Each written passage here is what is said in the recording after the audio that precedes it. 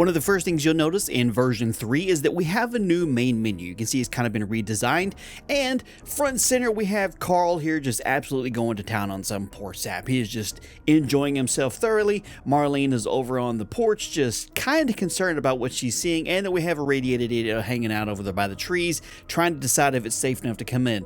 But this is what the new menu looks like, and I actually think it's pretty cool to just kind of sit here and watch Carl just enjoy his lunch.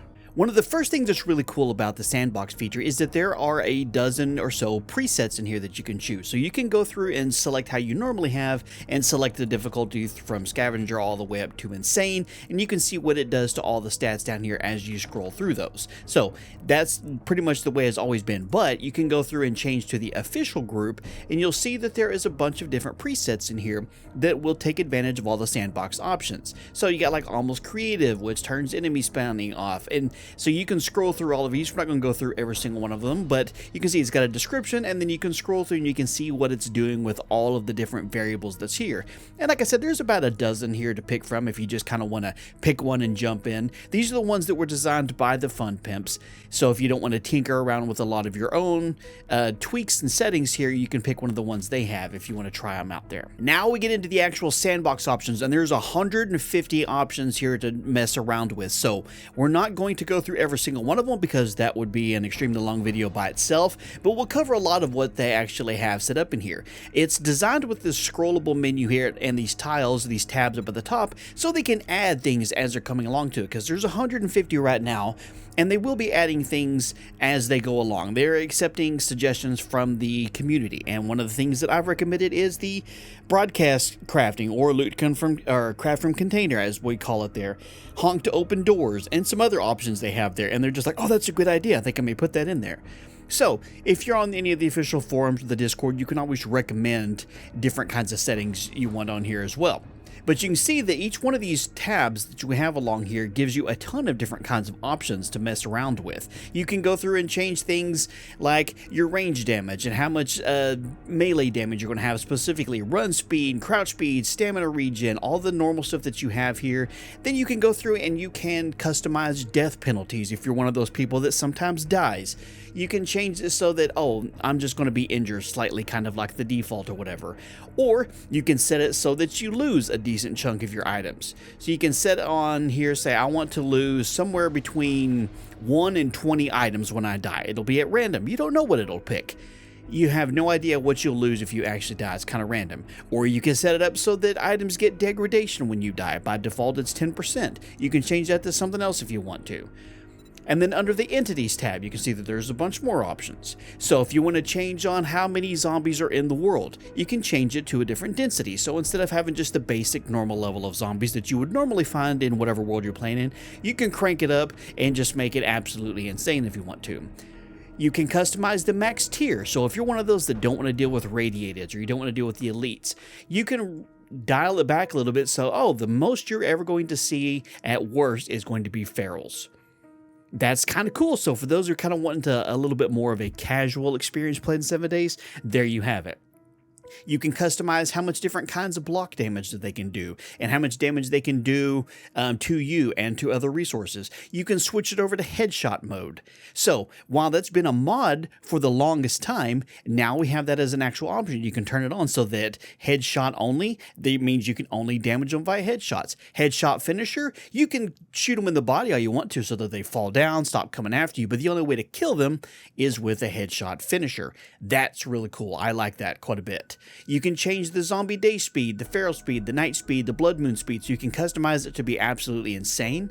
You can change how much of a raid you want to, whether zombies will actually eat animals. My favorite thing that they've added right now is that you can turn off zombie digging. So underground bases is now going to be a possibility again. I can't wait. Turn that off, be able to dig down to the bedrock and build a really cool base. Under the world, we have a bunch of different kinds of options down here for different kinds of airdrops variances. So you can change if you want it to be, say, like, oh, I want it only in the mornings, or I want it midday or evening or at the nighttime if you want to make it extra difficult, or random at all day. You can change how much daylight length you want. So if you want to play an all night or an all day, you can crank it back down so it's always night. And the rest of the world will function as it should, except for there won't be any nighttime, or there won't be any daytime. Or you can do always daytime if you don't want nighttime. You can turn it off so you can't use the map and screen markers. You can turn off show date and time because the game is going to have clocks that actually function within the game so you can see what time it is if you want to add a little bit extra challenge there. Resources, you can go through and change all the different abundances for loot and drinks and ammo and armor, ranged abundance, magazine abundance. So if you're really trying to up how much loot you get, if you're playing a loot only kind of thing and you don't want to have to worry about crafting, well, here you go, you can crank it up a little bit. Same thing with crops. Under the crafting, you can turn off crafting progression so that you don't have to have magazines in order to be able to learn how to craft new things. You can change up, if you want to be able to control backpack crafting, which means that you don't have to use a workstation. You can craft within your backpack, or you can turn it off so that you can't craft within your backpack. Workstation crafting. You can allow crafting within the workstations, or you can turn that off so that you can only craft inside your backpack. Same thing with the smelter. You can crank up all the timers for all the dew collectors and the item integrations, the repair degradations. Under traders, you can turn off trading so that you can't trade with NPCs. They're just there. I'm guessing you can just buy stuff from them, but they won't give you any kind of missions. You can change the trader hours here. You can turn the dialogue on or off. That's going to be great. Vending machines, turn those on if you want to. Trader protection, so you can actually turn this so that you can actually land claim, drop a land claim block inside a trader center there, and it becomes yours. Or you can mark it as not claimable as well.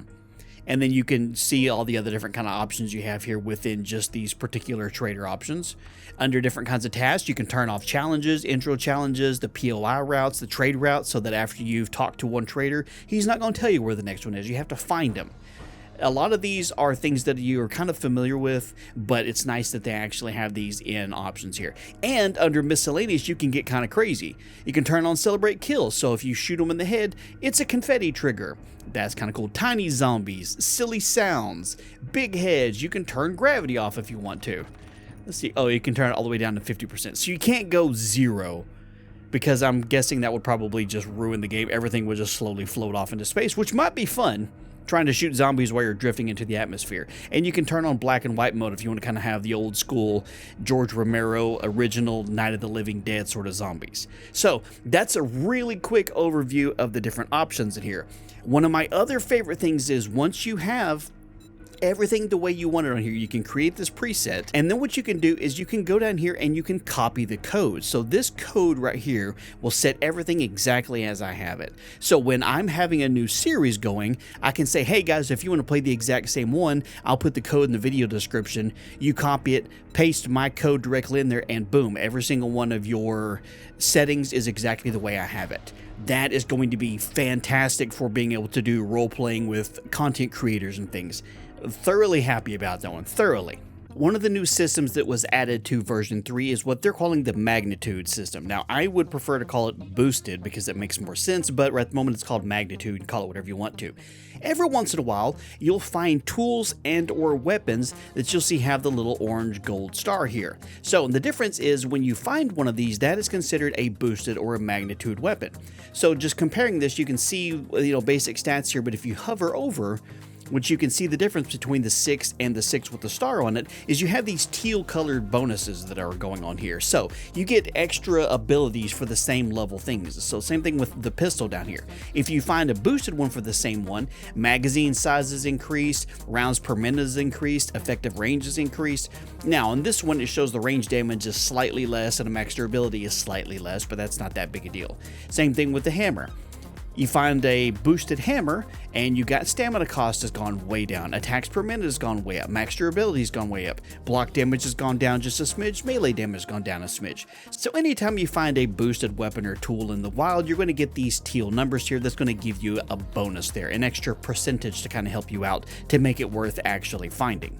And with version 3, we have the new combine stations, the combination stations. So what you can do with this is you can take item A, item B of the same kind of tool or weapon and combine them, get better stats. So it's going to take the higher of the two. So if I have the level 3 pistol in here with range damage at, let's say 41.7, and then I put my boosted one in here, You can see what it's got here, but now it's going to combine those two. And so I'm going to get the boosted stats that we have here, but you can see all the other stats actually go up as well.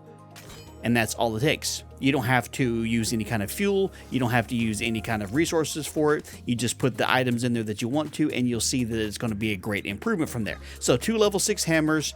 By default, let me see, this one's boosted. If I combine the 2 of them, this one's get it to an 18.5 from an 18.4. So it's a small increase, but they're both level 6s.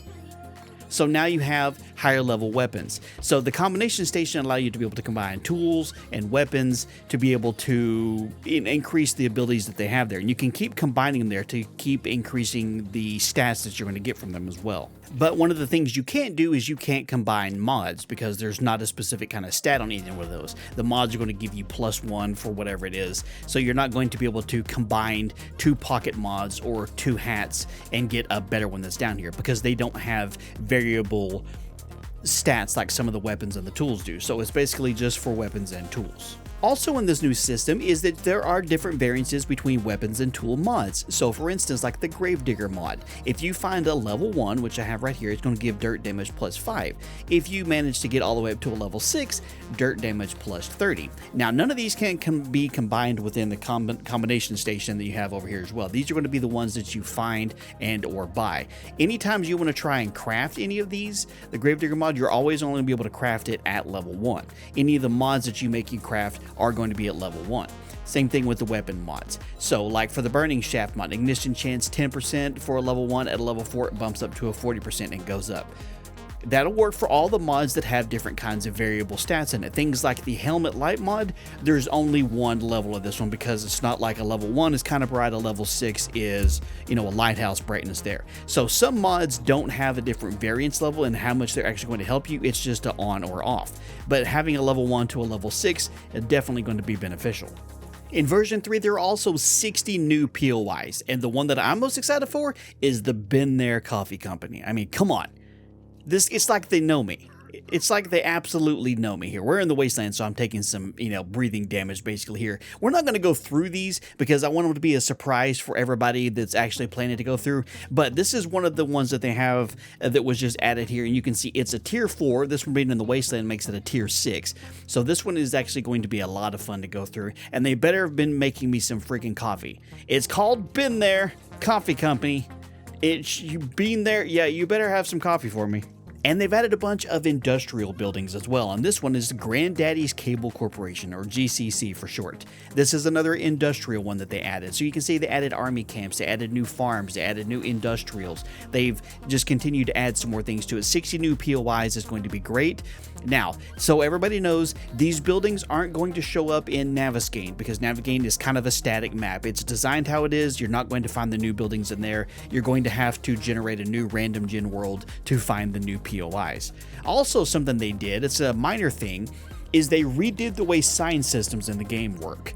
So now we have a lot more vibrant, a lot more dynamic signage here. So the system that they put in place allows them to be able to make thousands of new kinds of signs here, which is going to be great for modders as well that want to be able to make custom signs.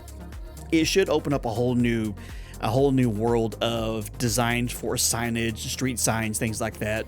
Things like this right here, you can change up a little bit. So that's actually going to be pretty cool. A small thing, but it's still pretty nice. The last thing I want to show you is something simple, but a lot of people have been very happy about this one. You can change your crosshairs now. You can turn them off. You can turn on dynamic crosshairs so that it only shows up if you're using a ranged weapon. You can change it so that it only shows up while you're aiming and not having the bloom in front of you. You can turn it to a third-person dot if you want it there. You can change the scale, the thickness, the opacity, and the color, and you can do different sizes. You got the egg shape, the plus sign. So if you want to go through and change your cursor to whatever color you want to, then now, whoops, let me save and close, and now you can see I have the blue crosshair here, so you can actually customize that. It's a small thing, stuff people have been asking for a long time, things that were only ever done with modding at the time, so now you have that as an actual option too. that I just think it's a small thing, but it's one of those things that I appreciate them listening to. And we return with Carl still enjoying his lunch. See, nobody else has come over to see if there's any help. I did see somebody just walk past the window over here. Now, I haven't sat here and watched this actually run for a while, so I don't know how far it goes before it's a loop. I don't know if anything actually changes. It could be interesting, but this is definitely a cooler interface in the beginning. So there you have it. That is pretty much everything that has been released for version 3. Now, if I didn't already say it in the previous part of the video, we'll be getting the experimental build for everybody on Steam on Monday after the streamer weekend is there. Everybody can opt into it. Consoles, you will be getting the same update once it goes stable. They are not allowed to push updates that are considered experimental. That is a Microsoft and a Sony thing. So as soon as they have it stable, all of you people on consoles that are wanting to have all these sandbox options and finally get a little bit of variance in your games, since you can't have mods, here you go. You're going to be able to join in with the rest of us and having some deeply customizable worlds. So guys, hope you enjoyed it. Thank you guys for watching. Subscribe if you're new to the channel.